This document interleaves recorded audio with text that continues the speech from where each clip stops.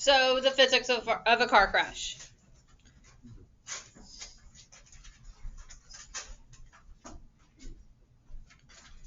You'll know I prefer notes that have pictures in them.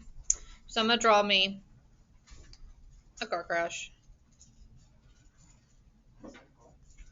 You know,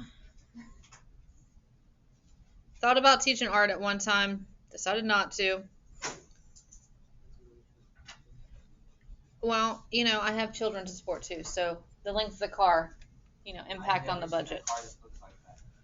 You've obviously.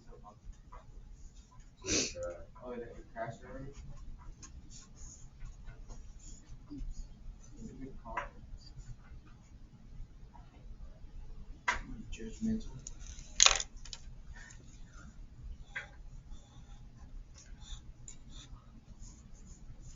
Oh, well. There's my car crash. And a lot of the topics that we've talked about lately have a play in how your car crashes and how you survive that crash. So the first one that we're going to talk about are forces.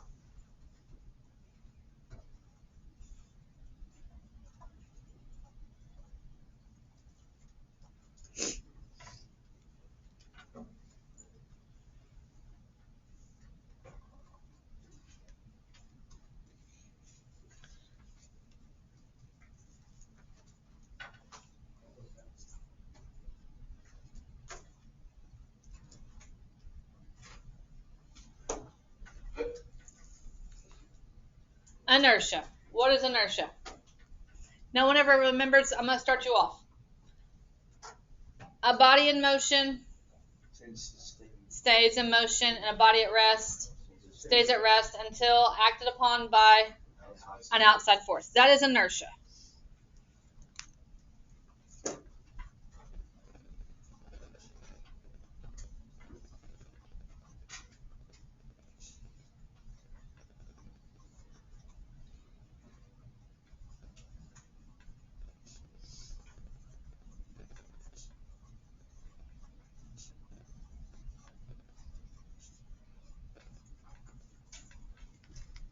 So abbreviate that a little bit. Body in motion stays until acted upon by a force.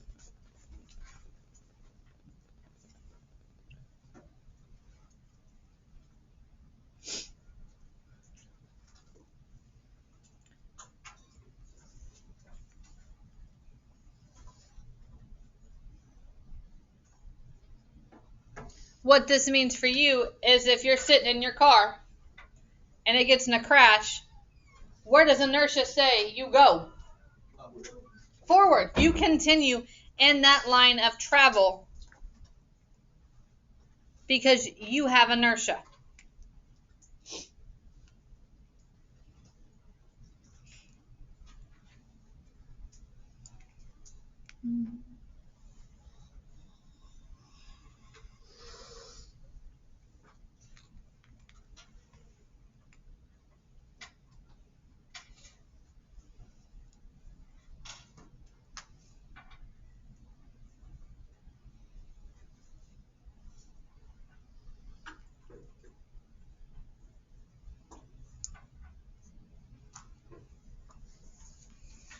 Okay, as far as forces go, hopefully you remember this equation.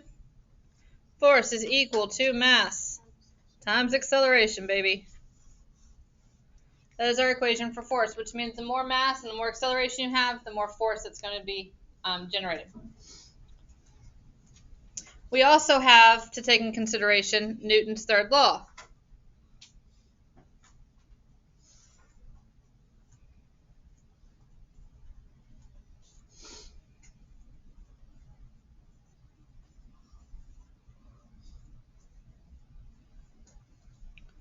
It says equal and opposite. I put it in a mirror because to me that means opposite. So if you hit a brick wall with 1,000 newtons of force, what does a brick wall hit you with?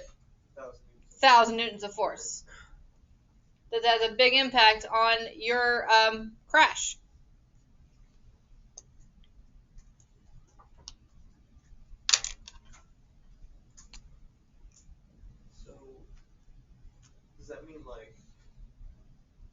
was speeding in the car at for 1,000 newtons, and there's a wall of paper, and I hit that paper that destroyed my car. It really would depend on the type of material the car is made out of and what the paper's made out of. It's a thick paper, so it kind of depends. What kind of car? Obviously, like a pigeon. If I hit a pigeon going down I-10, it's going to affect my driving, right? It's going to crack my windshield, but it's probably, hopefully, unless I panic, I'm going to be able to keep driving. Right off. There's going to be blood, there's going to be feathers, I might be freaking out. But pigeon will be a fond memory for his family members. So, right. All right. So that's forces. Another consideration for a car crash.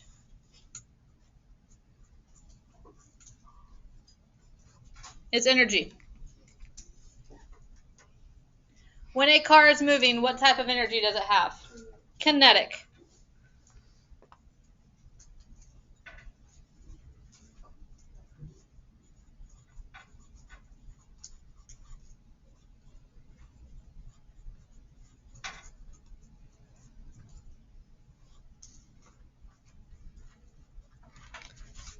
Moving energy.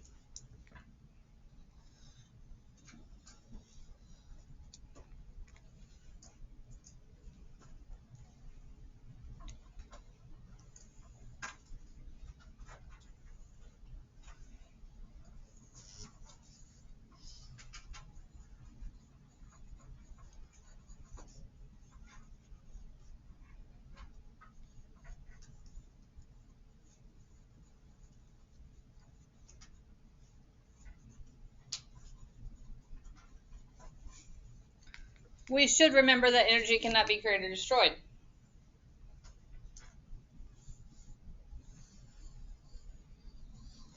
So what happens to energy then? It's transformed. So in a car crash, that kinetic energy can become heat. Some of it's going to be friction.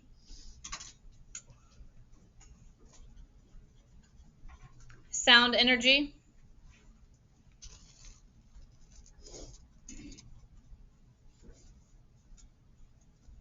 You're going to even have some elastic potential energy.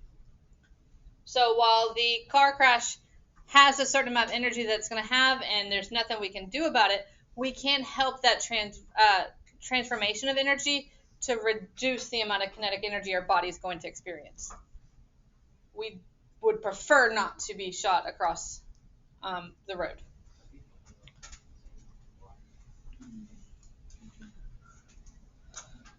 All right. The other thing that we've been learning about that has an impact is momentum.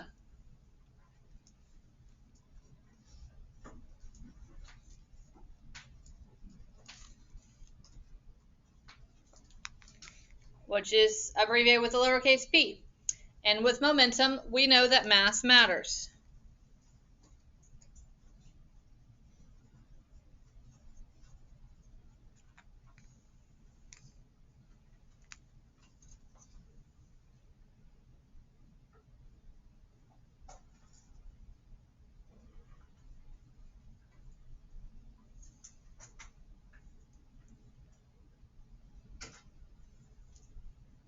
This is apparently it was going to be a deer.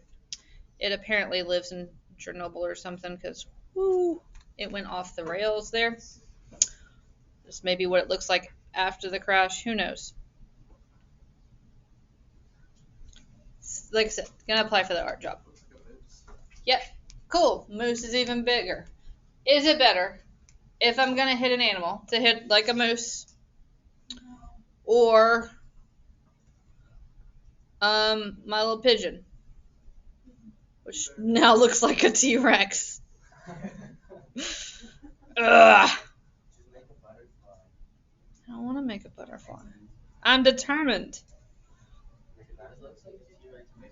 It still looks like a T-Rex because they had feathers, but you know what? Here we are. There's his beak. There we go. Which one is it better to hit? If I've got to hit one and I'm going 30 miles an hour, is it better for me to hit that moose or that pigeon? That pigeon, right? Because the moose has a lot more mass. Moose crashes are extremely deadly for people. That's going to be because that momentum, that mass matters. Mooses. No, not. It did moose. Yeah, definitely not meese.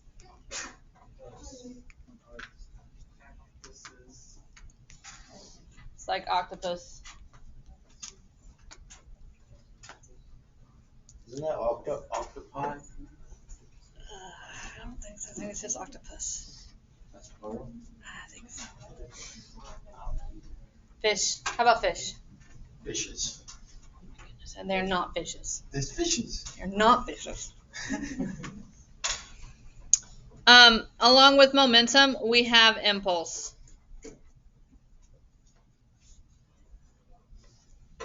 Which is J.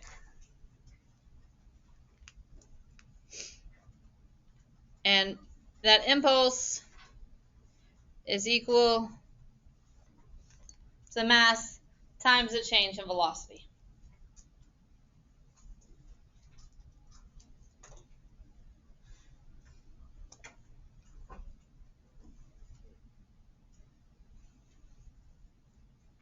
So let's say that my car weighs 25,000 kg, and I have to go from 60 meters per second to 0, which is going to give me a negative 60 change in velocity because we go final minus initial, so negative 60. This is going to give me a huge impulse. 1, 2, 3, 4. Is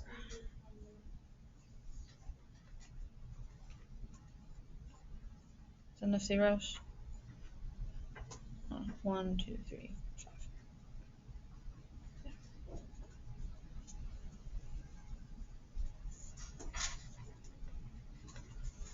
So that gave me an impulse of negative 1,500,000. That's a big impulse. It's huge.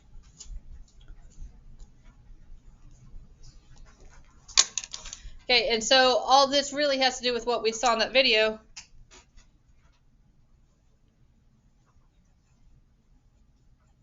Because now we have some safety features in cars. What's the first safety feature you can think of? Seatbelt. Seatbelt. Okay, we're going to do seatbelt first. Not driving a car.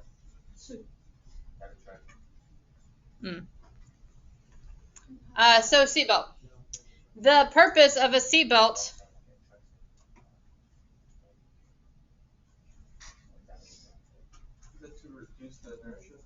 is actually to attach you to your car.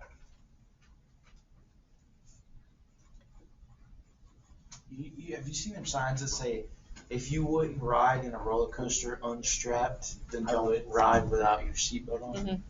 Those are the dumbest things to me because on Alright. a roller coaster, you're like, Well, you can do that in a car too. You could do all kinds of tricks in a car that you probably wouldn't want to. Just so you're aware, when I was younger, it was like considered everyone had a burn on their legs because they used to make those seatbelts out of just straight metal. You get in a car because of Texas heat, give you a nice little second-degree burn on the side of your thigh. I remember my sister got one pretty bad as a child because, well, she shouldn't have been in that seatbelt anyways, but it was the 90s. All right, so the seatbelt's purpose is to attach you to your car. If you have no seatbelt,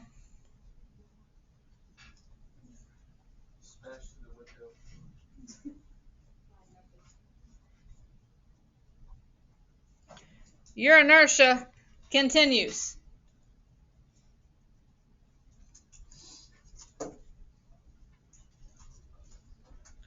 Until you're acted on by an outside force. Could be the steering wheel. That's more of a peace sign than a steering wheel, but y'all get my. It could be your windshield. There's your windshield wiper. Could be the concrete road. Or all three of the above, depending on how fast you're going. So a seatbelt attaches you to your car to help inertia stop you.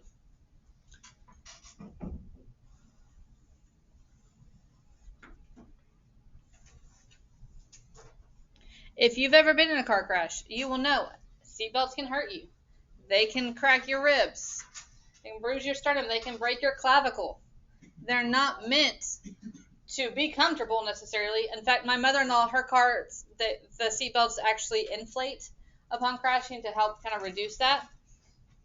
They're not meant to be comfortable. They're meant to keep you with the car because they're going to hurt less than the concrete outside or the windshield or the steering wheel. The seatbelts won't get hurt. The second one I heard was airbags. And then we have the custom seats. The airbags are to absorb them. Kinda. All right, are airbags soft? No. If you've ever had an airbag go off in a crash and you had to hit that airbag, they are absolutely 100% not soft. They will break your face. In fact, those of you, and it's usually girls, who like to ride like passengers, so like you're riding shotgun in the passenger seat of some cute little boy and you have your feet up on the dash, they get an accident, that airbag goes off, it will disconnect your femur from your pelvis. That's a bad bone to break. That femur takes a long time to heal. It will separate out and pop that out of its socket. Yes. Sure.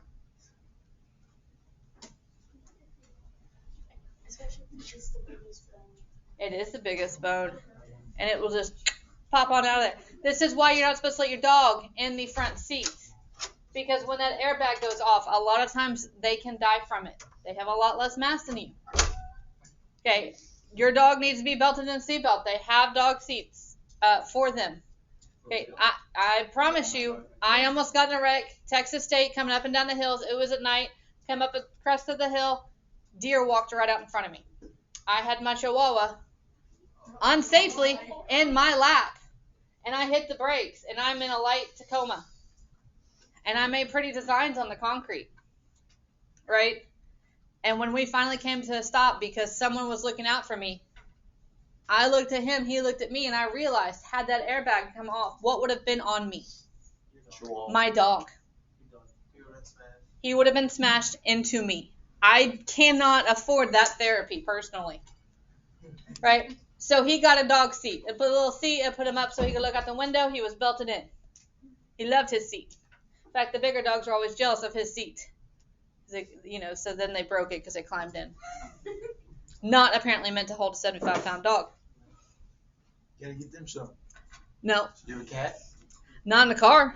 Have you seen the cat beds that go I have. on your window? Yeah, don't do that. There's nothing I can imagine worse besides like a cobra if you get in an accident than have a cat that was sitting in a bed strapped to the back of the car flying forward. Strapped to the window, too. Now flying at you. You really might as well just drive with a cobra. I mean.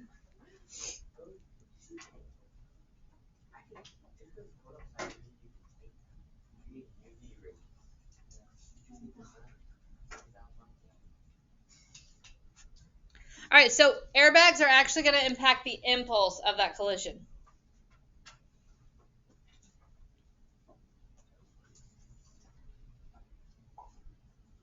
And the forces because of that.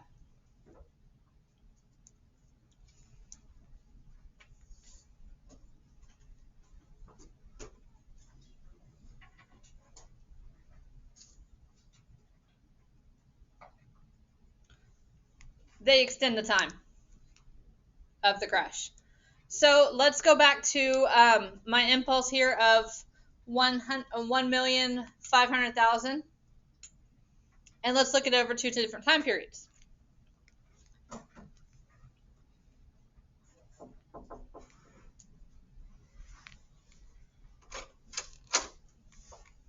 So if my time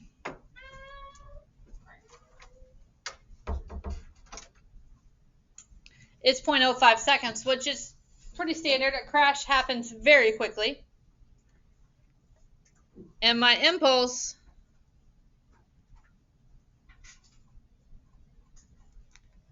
is 1,500,000. The force that's going to be hitting me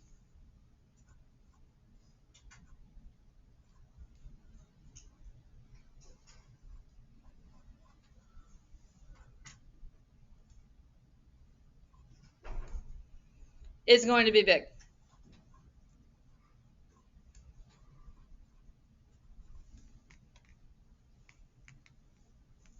Someone tell me what that number is. 30 million. 30 million newtons. And it's going to hurt. If I can extend that time to 0.5.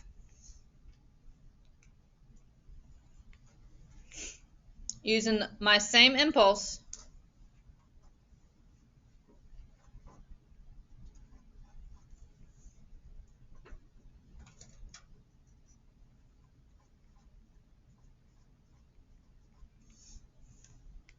I get about 300,000. That's a big difference. Okay, this is also why when you jump, you land and you bend your knees. You are increasing the time of that landing. So that it's spread out Mm-hmm. more evenly. Yep. And we have one more safety feature that no one really talks about, but they did in that video. What? My car doesn't have a crumple zone.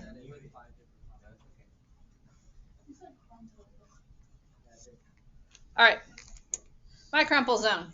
Now, I remember when I was driving, and I had to go feed my pigs, and my dad didn't want to take me. He was like, "Just take the car, you're fine." So I took the car, got stuck in the mud, slightly panicked, hit the gas, did the brakes, met a tree. Then had to get off said tree, so, all the way down the car. Drove home, had to tell my dad. He was very mad at me, and I remember him telling me, my first car, when I sold it, didn't have a scratch on it. There's a reason for that, actually. It's these crumple zones. Back when my dad got his first car, it was 1970, Pontiac or something. Its frame was very hard. A very hard frame. You could throw a basketball and it would not dent it. Golf ball, fine. Hail, usually fine. You could back up into a pole would bend, bumper would be a little bent, car would be fine. You know what happens if you back up into a pole now? It breaks. My bumper would have to be replaced. Probably the back of my car has to be replaced. I gotta get a new door. All that stuff. I gotta go get the sensors re-put in, camera repositioned. It's a much bigger deal. The difference is when my dad would hit the pole, he would jerk forward and back. He would have whiplash. If I hit a pole, like my car crumples and I just kind of little bit, the forces on me are less because they're transferred to that car, into that crumple. So a crumple zone is areas where the kinetic energy is transformed.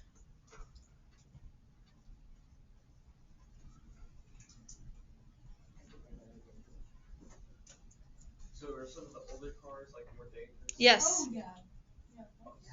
Those, my husband, no, I'm sorry. Let's just be honest. It's my dream car. It's like a 1969 Mustang, right? Beautiful. They are meant to be driven fast. She wants to drive fast. She wants to go purr on the highways. But it's very dangerous to do so. She's not going to have the safety features. I wouldn't put my kids in an old car. My car that doesn't exist yet because I can't own one. Yes, but all cars have girl names. Have you? I'm a big Nicolas Cage fan, so It could be a dude. it's no. That sounds weird. So, I can tell you that my friend's parents used to restore old cars, like 1940s, like bootlegging cars. Like they were beautiful cars, sold for a lot of money.